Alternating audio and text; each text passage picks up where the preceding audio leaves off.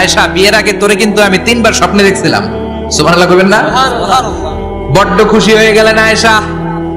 এরপরে বললেন, 3 বার স্বপ্ন দেখার পরে তোমার ব্যাপারে মনের মধ্যে কেমন কেমন যেন ভালো লাগে। তারপরে একটা ছোট্ট কাগজের মধ্যে, জান্নাতি কাগজ, রেশমি কাপড়ের মধ্যে তোমার চেহারাটা এনে জিব্রাইল বললেন, দেখেন নবী কেমন লাগে। আমি কইলাম ভালো লাগে। কার মেয়ে? আপনার বন্ধু আবু বকরের মেয়ে, বিয়ে করবেন নাকি? বিশ্বনবী বললেন, ও জিব্রাইল, তুমি যদি ঘটক হও, আল্লাহ যদি হয় কাজী, আমি মুহাম্মদ বিয়েতে রাজি। সুবহানাল্লাহ পড়েন। বিয়ে হয়ে গেল, কিন্তু ঘরে দামি ফার্নিচার নাই, টাকা পয়সাও তেমন নাই, কিন্তু আছে খালি সুখ। আছে কি? যেটা টাকা দিয়ে কিনা যায়, টাকা দিয়ে বাড়ি কিনা যায়, গাড়ি কিনা যায়, সুখ কিনা যায় নাকি? টাকা দিয়ে বিছানা কিনা যায়, বালিশ কিনা যায়, ঘুম কিনা যায় নাকি? কথা বলেন। এজন্য সুখ দেওয়ার মালিক কে? দোকানে সুখ পাওয়া যায়? সুখ দেওয়ার মালিক একজন, তিনি কে? মা আয়েশা একমাত্র কুমারী বউ। আদর করে তিনি ডাকতেন হুমায়রা, আবার মাঝে মাঝে ডাকতেন ইয়া আইশু। আয়েশা না, আয়েশু সংক্ষেপ। এত ভালোবাসতেন মা আয়েশাকে। মা আয়েশা গ্লাসের যেই জায়গা দিয়ে পানি খেতেন, বিশ্বনবী ওই জায়গায় মুখ লাগিয়ে পানি খেত। মা আয়েশা গোশতকে হাড্ডি ফেলে দিলে বিশ্বনবী ওই হাড্ডিটা নিয়ে চষতে শুরু করে দিত। এক বালতি থেকে পানি নিয়ে দুইজনে গোসল করত। আবার বিশ্বনবীর সাথে সাথে মাঝে মাঝে বায়না ধরতো, মাঝে মাঝে রাগও করতো। সুবহানাল্লাহ কোন? স্বামী স্ত্রীর মধ্যে একটু রাগ আছে না নাই? রাগ থাকলে ওইটারে আবার ভালোবাসায় পরিণত করে দেয় কে? রাগ না থাকলে ভালোবাসা তো ভালোবাসাই না, রাগ থাকতেই হবে, তাইলে ভালোবাসার মর্ম বোঝা যায়। চিল্লায় বলেন ঠিক কিনা? ক্ষুধা না থাকলে খাবারের মর্যাদা বোঝা যায় না। সারাদিন পেট ভরা, খাওয়ার মজা বুঝবেন? ক্ষুধা, প্রচন্ড ক্ষুধা, তৃষ্ণার্ত, লেবুর শরবত পাইলে অমৃতের মতো লাগে। প্রচন্ড ক্ষুধা, হাজি বিরিয়ানি পাইছেন 1 প্লেট, ইচ্ছে মতো খাবেন, কিন্তু পেট ভর্তি, হাজি বিরিয়ানি খাওয়া যাবে? এজন্য রাগ না থাকলে ভালোবাসা যে কত দামি, ভালোবাসা যে আল্লাহর পক্ষ থেকে কত বড় নেয়ামত বোঝা যায় না। মাঝে মাঝে মা আয়েশা রাগ করতেন। শুনতেছেন? বিশ্বনবী বলেন, আয়েশা কখন তুমি রাগ করো, কখন তুমি আমারে ভালোবাসো আমি বুঝি। সুবহানাল্লাহ পড়েন। মা আয়েশা বললেন, কেমনে বুঝেন? বিশ্বনবী বললেন, যখন তুমি রাগ করো তখন নামাজের পরে দোয়ার মধ্যে বলো, ও ইব্রাহিম আলাইহিস সালামের আল্লাহ, আপনি আমার উপর দয়া করেন। তার মানে তুমি রাগ করে আছো, আমার নাম নাও নাই। আর যখন আমার উপর খুশি থাকো, নামাজের পরে দোয়াতে বলো, মুহাম্মদ সাল্লাল্লাহু আলাইহি ওয়াসাল্লামের আল্লাহ, আপনি আমাদের উপর রহমত করে। তার মানে খুশির সময় তুমি আমার নাম নাও, রেগে গেলে অন্য নবী দেওয়ার দোয়া সাইরা দাও, রেগে গেলে আমার নামটা নাও না। মা আয়েশা বলে, নবী গো, আমি তো শুধু নামটাই মুখ দিয়ে নেই না, কিন্তু কলিজা থেকে তো আপনারে বাদ দিতে পারি না। আল্লাহু আকবার! কি ভালোবাসা! মা আয়েশা বলতেন, আমি যখন বিশ্বনবীর সাথে শীতের রাতে এক ল্যাপের নিচে ঘুমাতাম, তখনও জিব্রাইল ওহী নাজিল করত। সুবহানাল্লাহ নাই? কোন স্ত্রীর সাথে অন্তরঙ্গ বসবাসের সময় কোরআনের ওহী নাজিল হতো না।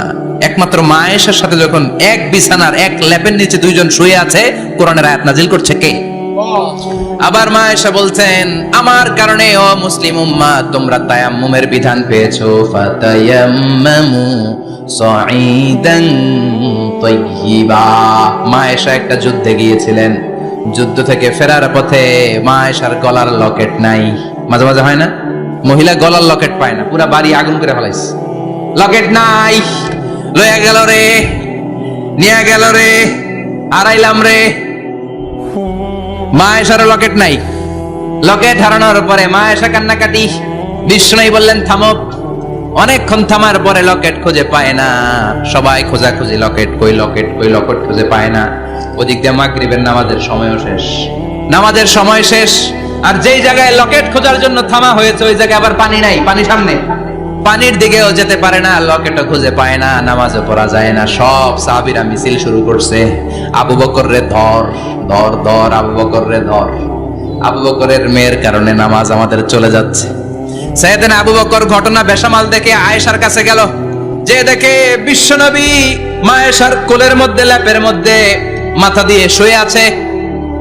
রাগের চোটে বুখারীর বর্ণনা, আঙ্গুল নিয়ে মা আয়েশার পেটের মধ্যে দিল এক খোঁচা। লকেট হারাইলি কেন? তোর জন্য বাইরে মিছিল চলে, তোর জন্য বাইরে সব সাহাবারা বলে নামাজ পড়তে হবে, সময় নাই। ও আবু বকর, আপনার মেয়ের কারণে এই কাণ্ড। খাসরা মানে কোমর। আবু বকর মা আয়েশার খাসরাতে এত জোরে গুতা মেরেছেন, মা আয়েশা বললেন, এই গুতার কারণে আমি অনেক দূরে চলে যাওয়ার কথা ছিল, ব্যথার চোটে, কিন্তু যাই নাই, কারণ কোলে কে? কোলের মধ্যে বিশ্বনবীর মাথা, নড়ে গেলে বিশ্বনবীর ঘুম ভেঙে যাবে, ব্যথাটা হজম করেছি, নড়ি নাই। আল্লাহ তখন আয়াত নাজিল করলেন, ফালাম তাজিদু মাআন ফাতায়াম্মামু সাঈদান তাইয়্যিবা। ও সাহাবারা, মিছিল বন্ধ করো। কোন নারীর বিরুদ্ধে মিছিল করো? এই নারীর সাথে তো বিয়ে আমি সরাসরি বিশ্বনবীর দিয়েছি। যাও, ওজুর জন্য টেনশনে ছিলা, টেনশনের দরকার নাই। আয়েশার কারণে আজকে নতুন করে একটা বিধান দিলাম, আজ থেকে যদি ওজুর পানি না পাওয়া যায়, বালুর মধ্যে 2 হাত বাড়ি মেরে তায়াম্মুম করো, নামাজ পড়ে নাও, কবুল করে নিবে কে? এই মা আয়েশার লকেট হারানোর কারণে তায়াম্মুমের বিধান নাজিল হয়েছে। কোন সুবহানাল্লাহ। সে বলতেন, ও উম্মতেরা, জেনে রাখো, এই যে তায়াম্মুম করো, এটা কিন্তু আমার কারণে পাইছো। সুবহানাল্লাহ কোন। আবার মা আয়েশা বলতেন, আমার কোলে মাথা রেখে বিশ্বনবী শেষ নিঃশ্বাস ত্যাগ করেছে, আবার আমার ঘরের মধ্যেই বিশ্বনবীর কবর। সুবহানাল্লাহ।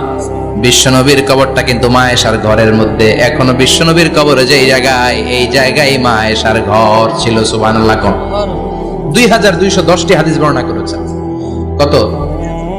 কথা কয় না।